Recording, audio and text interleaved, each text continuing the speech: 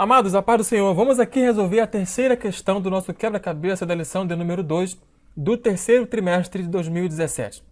A pergunta foi a seguinte: como o autor de Gênesis poderia saber o que aconteceu na criação antes mesmo de ser criado? Problema: a erudição cristã tradicional sustentou que os primeiros 5 livros da Bíblia foram escritos por Moisés. Os 2 primeiros capítulos do livro de Gênesis são lidos como tendo uma testemunha ocular dos eventos da criação. No entanto, como poderia Moisés ou algum homem, para esse assunto, escrever esses capítulos como se ele fosse uma testemunha ocular? Pois ele não existiria na época. Bom, essa pergunta aqui, na verdade eu nem trabalhei muito bem a estrutura da pergunta, porque primeiro, Moisés não é o autor de Gênesis, tá? Moisés é o escritor do livro de Gênesis. O autor é Deus. Bom? O autor é Deus. Mas Moisés não estava lá presente na criação para poder assistir todos aqueles detalhes, né, do capítulo 1 e 2 de Gênesis. Como é que ele pode, então, escrever como se ele fosse uma testemunha ocular, se ele estivesse vendo? Bem, antes de mais nada, nós temos que saber a diferença e semelhança entre inspiração e revelação. Tem diferenças e tem semelhanças. Aqui em Êxodo capítulo 20, onde fala dos 10 mandamentos, presta bem atenção. As pessoas só ficam muito ligadas a partir do versículo 2 e o 3 em diante. Mas olha o versículo 1. Então falou Deus todas essas palavras, dizendo: Eu sou o Senhor teu Deus, que te tirei da terra do Egito, da casa da servidão. Da casa da servidão. Não terás outros deuses diante de mim. Não fará para ti mais escultura. Aqui os 10 mandamentos, até o versículo de número 17.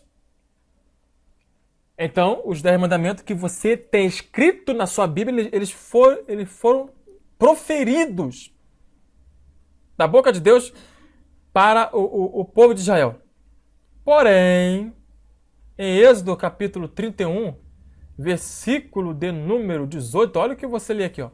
Quando o Senhor terminou de falar com Moisés no Monte Sinai, deu-lhes as tábuas da aliança, tábuas de pedra, escritas pelo dedo de Deus.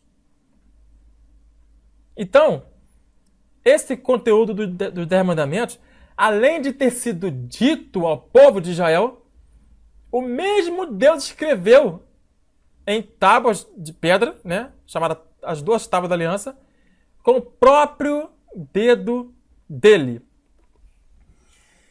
E esse texto foi colocado em pergaminhos. Entende?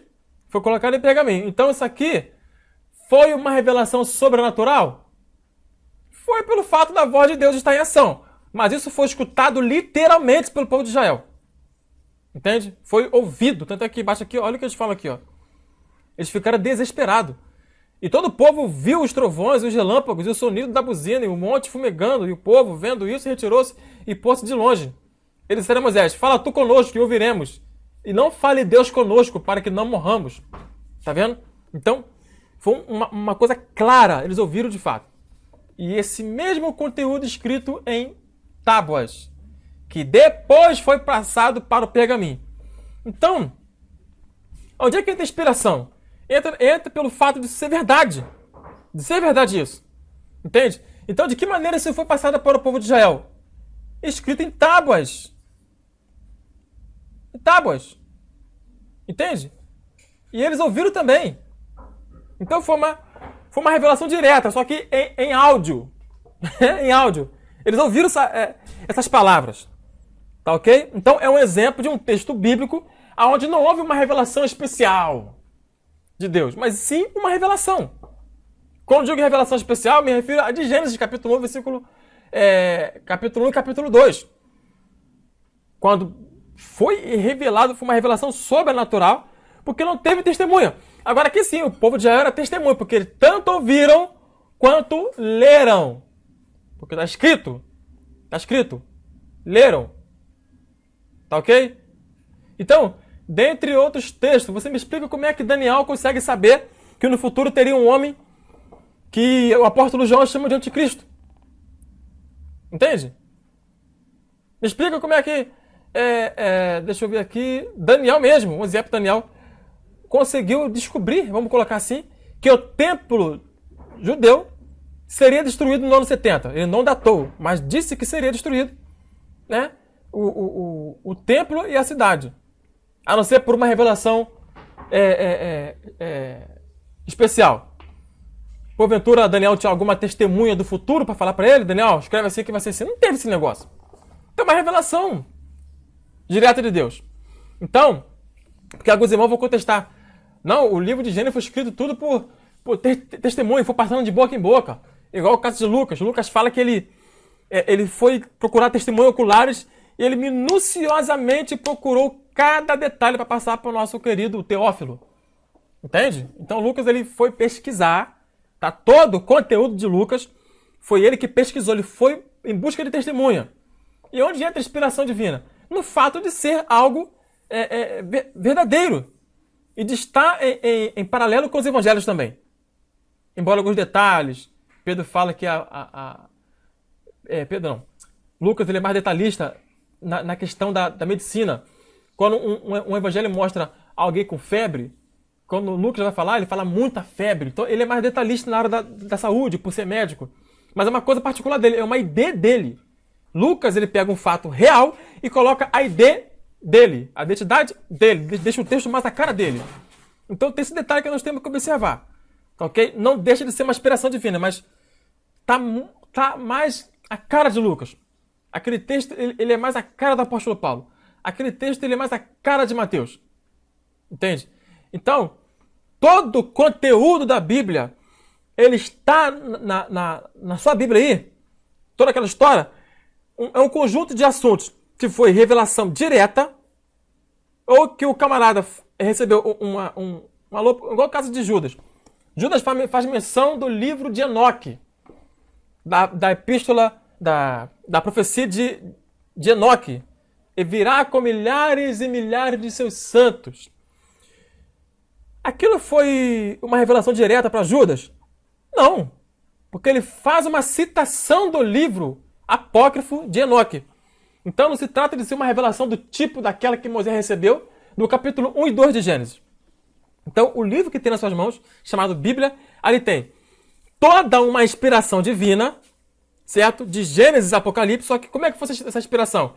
Ou foi uma revelação direta, ou foi coletagem de informação. Tá entendendo?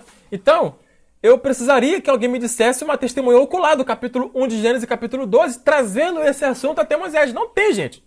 É loucura pensar um negócio desse. É loucura. Entende?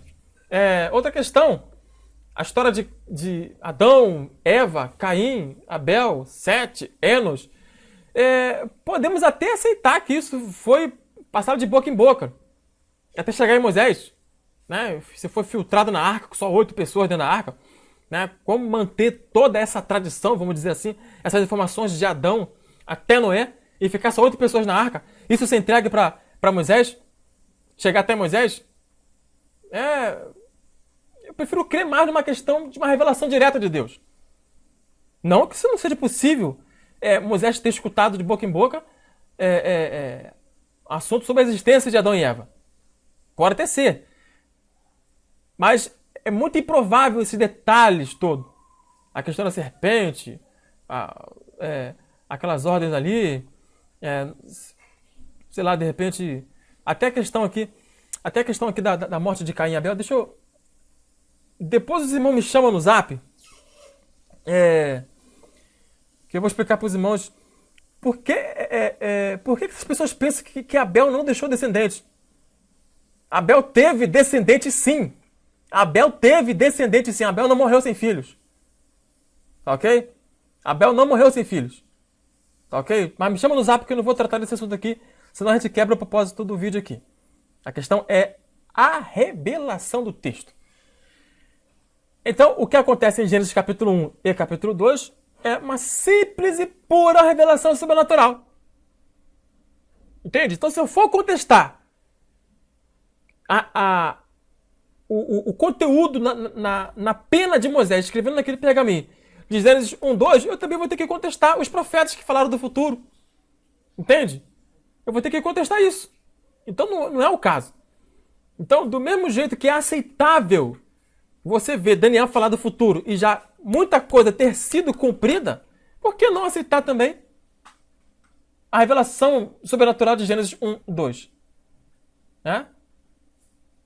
Que foi dada para Moisés. Então é isso. O que acontece em Gênesis capítulo 1 e 2, esse conteúdo foi dado a Moisés não por testemunha ocular. Ele nem viu e ninguém assistiu isso aqui. E sim por revelação, vamos chamar de revelação sobrenatural. Tá ok? Deus abençoe a todos, em nome do Senhor Jesus.